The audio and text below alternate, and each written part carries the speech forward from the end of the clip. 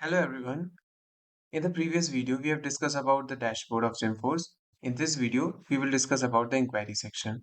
If I click on the inquiry section, all the inquiries which you have made inside the GymForce will be shown here, like the name of the inquiry person, the visited date, category status, and joining date, and the status, current status of that particular member, whether he is converted or he is still pending. And the date expired is also shown here. Okay. If you come to the top side, here is the gist and the summary of the inquiry section, like total visitors, non-converted, converted, interested, and conversion ratio.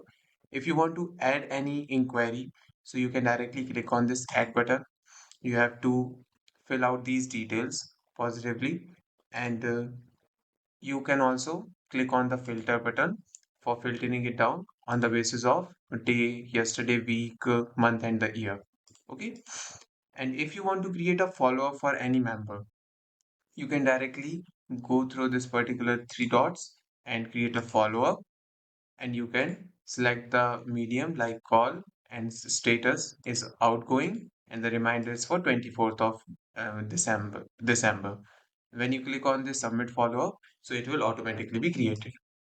And if you want to see the follow-ups, you can directly click on the inquiry section and then follow-up option. If you click in this follow-up option, all the follow-ups will be shown to you on this particular option.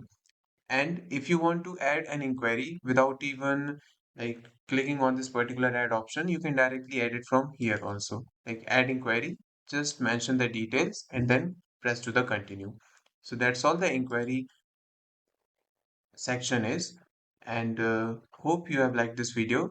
And thank you for using GymForce. Have a great day.